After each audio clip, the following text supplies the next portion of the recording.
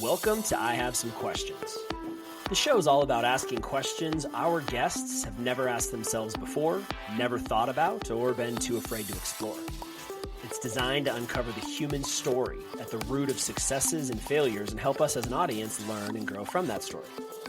My hope is that you'll hear brilliant guests exploring new ideas and challenging themselves in new ways of thinking. I think this makes for great conversations. I'm going to bring on entrepreneurs, authors, coaches, scientists, and frankly, any vein of super interesting, successful, and passionate human I can find. I am fascinated by passionate people, and I have some questions for them. I'm Eric Berglund, and I hope you'll join me every week for new episodes. So you probably saw the news that on Tuesday, at least of when we're recording, Oracle laid off, I think it was 30K people via a 6 a.m. email. Not a conversation, literally just like, here's an email. You've been terminated, effective immediately. Good luck. So that happened. And then later that same day, I had a client, not at Oracle, different organization, but same story. She just lost 43% of her team. Some of it was expected, but not all of it was. And that percentage, like it's almost 50%, was definitely not expected. So it begs this question, like, yes, getting laid off is awful. Like that's a whole different topic. But for the people who are still there and have to lead through this, whether this is at Oracle or like Starbucks a couple months ago, all the big tech companies, how the hell do you do that? That's what I want to get into today. What are your thoughts, Eric? Well, it's a light topic, so I'm glad we started easy. I think there's a lot of different aspects of this conversation that could be really interesting. And what I'm hearing is let's steer into, for the people who didn't get laid off and are still responsible for producing results from their teams in this new environment without 30,000 of the people who used to be there, which, by the way, I just looked it up. Oracle had 162,000 people. It's like 18%. Yeah, that's a massive percentage. I was going to initially go, what percentage is that? I don't know how big Oracle is. That's I think it's 18. number. And they had a record quarter. Like they had 22% more revenue last quarter than previously. Wow. And I So think what it's do you do as a 50 leader? billion is going to AI. Like that's a whole different topic. Like we could have a talk about AI, tech Sure. companies, changes, et cetera. But Well, my gut in driving towards how do you lead through that is that if I were one of the surviving employees, what would I want from my manager? What would I want to hear? What would I want to know?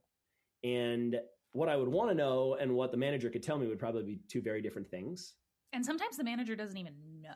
Quite often, actually. Like in right? this case, my client was blindsided and she's a senior leader. Yeah. Well, in middle manager in a company that large, like your perspective on what's happening in the boardroom is pretty limited anyway. But my gut drives me towards any manager in that situation would do well to strike up individual conversations with each and every one of their teammates and to resist the urge to lean into a mass email or mass meeting about it. Not that those would be terrible ideas on their own, but if that's all you did, I really think when something catastrophic happens, and I don't know that if you're an employee there, I don't know how to consider it anything other than catastrophic, though maybe they are doing well. And maybe those layoffs actually do ensure the people who stay there keep their jobs. It feels like a catastrophe that you're going to be going through. And so I think that really requires a one-on-one human touch. And if you've got a team of 30, because you've got a team of 30 now, well, that's a lot of calls. But each and every one of those humans that you lead has an individual concern, a family, their own timing, their own career, their own projects, accounts, whatever it might be. And they deserve the individual attention just to hear them out. And so the first thing I think I would say is it requires a one-on-one touch point with everybody and probably multiple over a certain amount of time. I don't know what the right cadence is necessarily. And most of those meetings, I would say, should probably be listening rather than trying to talk. It's a good leadership goal in general, but in this time especially, like you don't have the answers. You don't, even if you do have answers, you don't have agency to change anything about it. You don't have answers of what's going to happen with X, Y, and Z line or product or initiative. Or you just don't know. And a lot of times I think leaders are going to hesitate to put themselves in a position where they don't know answers. But I think that's the thing that would earn you the most trust in this moment is the willingness to go to your team and say, look, this is crazy. That's going on. I don't have many answers, but I care enough about you that I think we should have a conversation. And I just want you to know you can share, like, what are you thinking? What are you feeling? What's going on? Yeah. There's probably better questions than those three, but one-on-one The conversation idea, though, where you listen to them without trying to put lipstick on a pig or without trying to answer the big questions, strictly so that they know their boss is interested in them as an individual human and that there will be communication coming. That's probably what I would do. What about you? I would echo everything you just said, so I won't reiterate that. The other piece that I would add is I think we have a tendency as humans and as leaders when something goes wrong to grip harder, to like latch on tighter and to be like, I need to solve this. I have to fix it. Like, think about this. You just lost 43% of your team. Your revenue targets haven't changed. You're still in charge of the same amount of stuff with almost 50% less people. It would be natural to be like, oh, I already swore, so we're swearing again. Fuck. How on earth do I do this? Let me go into solving mode. And there's a time and a place for solving, and we're going to get there. But I honestly think that one of the first things you have to do is honor those feelings. And this client who came in to this group call was like, I'm not ready to brainstorm or problem solve. She was like, I am angry. I am mad. I am frustrated. She was having one-on-one conversations with her team, just like you talked about. She actually left the group call early. She's like, one of my teammates just asked if I could chat. I was like, yeah, go. Like, that's where you need to be right now. And I just got goosebumps. I was really proud in that moment. And she's phenomenal in general, but like to be able to go, this sucks. And I'm going to sit in that suck for a while before I figure out the next step, I think is really the only way through. Because otherwise those feelings just fester and like you don't actually make progress. So I think sitting in the suck and then, like you said, having the one-on-one conversations, acknowledging what's going on. I also would challenge leaders to essentially not put words in their team's mouth. Like just because a leader's feeling a particular way, maybe you have a direct report that's like, ooh, I feel safer now. And like, maybe I feel guilty about that. So I would encourage you to listen to where your team is instead of being like, here's how I'm feeling. You must be feeling this way too. It's really wise. I think that's a great observation that you're going to be exposed to a different set of feelings as a manager in that dynamic than you are as an individual contributor. And depending on the nuance of the layoffs, the particular team, it's 20% of Oracle's workforce, but which 20%? I don't know. And if you lead divisions that are way more protected or insulated than that, then the feelings of risk or concern might not be what your team is feeling, even if you're feeling it as a middle manager in that company. Yeah. I think it takes a or lot you of... might have, go ahead. No, go for it. I would say, or you might be like, we'll just say you're a VP who manages a variety of different directors and they manage teams. And some of your directors still have their full team and some of your directors don't. That's a different conversation and a different approach almost depending on who those people are and what teams are intact, even if it's all your collective team. I know when we didn't go through a mass layoff or anything like that, but I know when similar enough-ish catastrophic things occurred in my previous organization, my temptation as a leader was not to share the sucky feelings that I was having. And so I think it takes a lot of maturity, one, to sit in that suck, as you described it, to let it be real and to not rush to moving past that emotional state before you've really had a chance to let it be. But I also think there's a lot of maturity in probably tactfully, but at the same time, sharing with your team that you're feeling some of these things too, right? I know when I acted like a robot, my team trusted me less. Even though I was trying to be stoic to protect them, what it meant was, I don't believe that human over there because there's no way he's feeling the way he's describing right now. At least not yet. That might be an end state, but that's not the middle ground. And so I think that'd be good advice. Sit in the suck and don't hesitate to share it tactfully and responsibly, but you're a human being as well. And the more your people see you as a human being, the more likely you are to solve the human-to-human problems on the other side of it.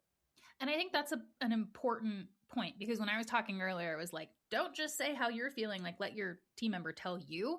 That's still true, but that doesn't mean don't tell your team everybody. I think more of what it is let them go first, meet them where they're at, honor that. And then also, you're going to have to share vulnerably too, because you're not a robot. And the more that we can share those pieces within reason, obviously, the more connected you're going to end up becoming to your team as a result. So I think there's an expanded, we could expand on this conversation in a number of ways, but I think two that are interesting, and you tell me if you want to pick up either or both or neither. One is swimming upstream of this to companies that have yet to make a layoff, but Oracle won't be the only one in 2026, and your client won't be the only one losing 43% of their team. So how can a leader prepare? Even if they don't know any information, could they mentally use this as a moment to take stock and think through their emergency plan for when this happens? So that'd be an interesting way to go. And I also suspect that for the team leaders at Oracle and your client's company, they've got to communicate something to customers. There's an external, the individual contributors who communicate with other people externally are going to be asked about this. And if we leave our team members to fend off the wolves at the gate on their own without helping them think through how they want to articulate it, they're probably going to end up articulating in a way that's not very helpful to them, to the client, to the company, whomever it might be. And so I think either of those could be interesting kind of paths to go from here. What do you think? Interesting. I like to kind of predict what Eric's going to say. So I thought you were actually going to have one of those go a different direction, which is, okay, we've had the feelings, we've had the conversation. Now what the F do I do? Like, how do I tactically move forward with like half as much of a team?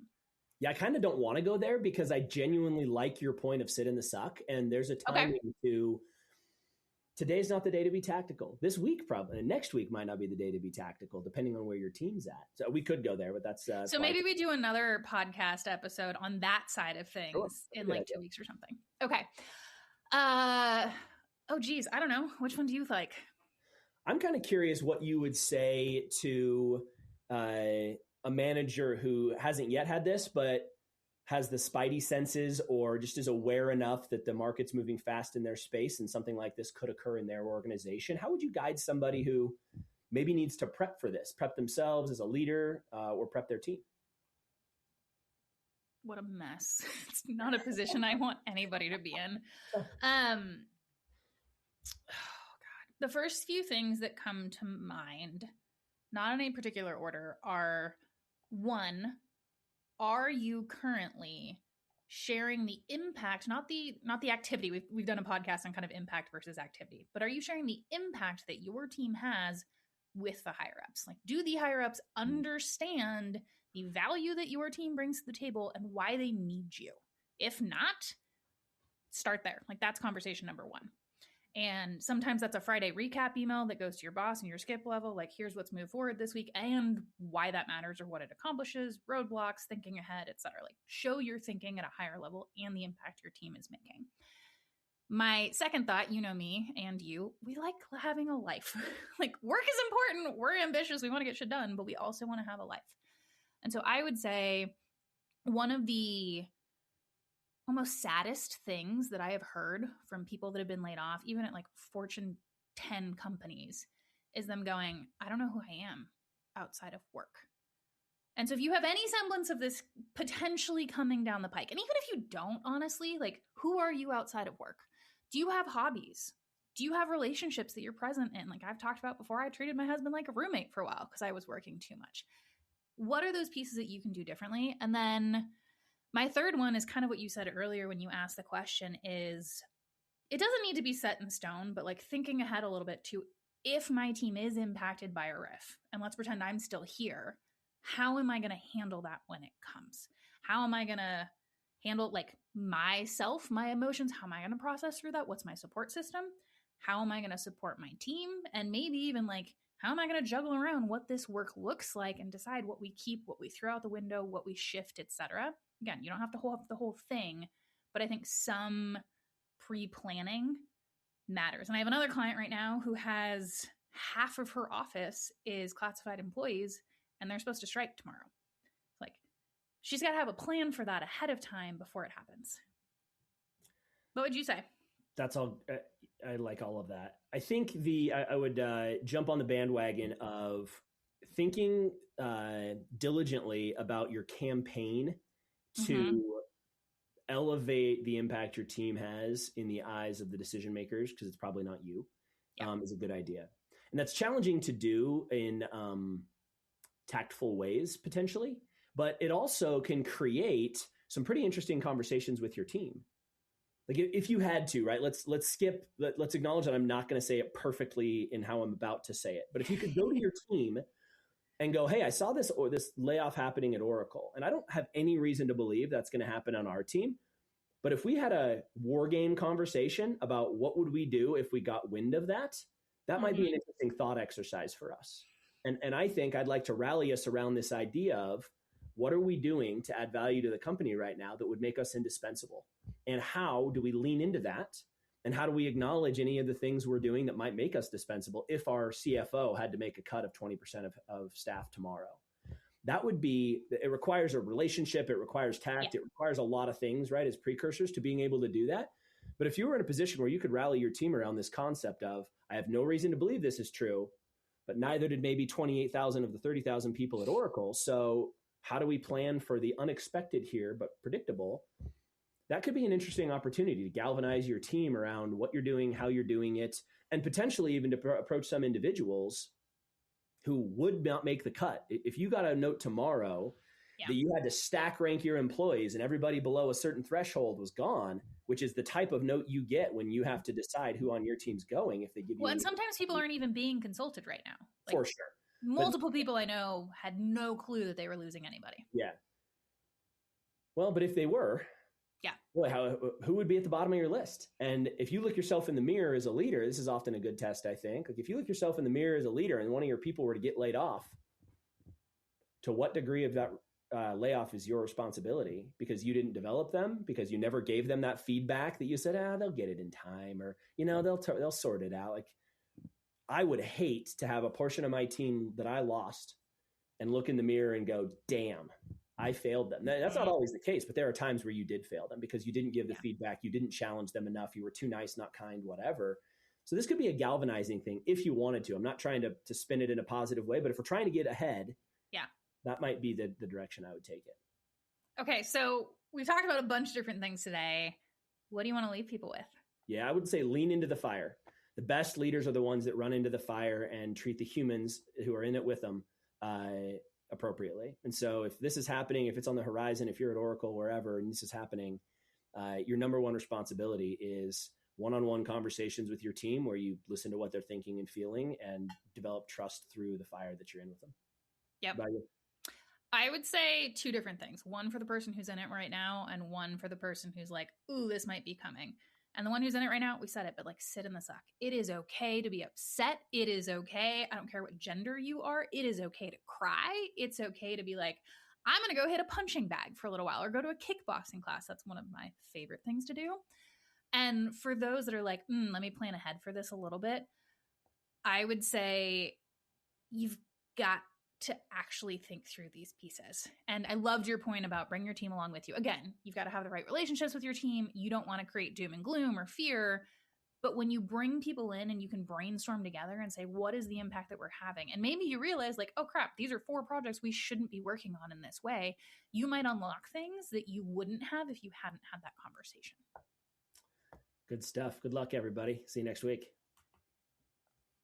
Thanks for joining us this week. Don't forget to take a second and subscribe. Maybe even share this episode with somebody it made you think of or someone you think would take some value from it. This show is all about uncovering the brilliance and humanity of high performers. And whether those performers have a massive following or a podcast or a book, or they're a business owner, or they're buried somewhere in a corporation, or maybe they're a nonprofit leader, or they don't necessarily have to have a title. I'm really fascinated by people who are passionate and who are doing interesting things. So if you or somebody you know would be a good guest, don't hesitate to reach out to me on LinkedIn or send me an email at hello@languageofleadership.io to make that connection. I'll see you next week.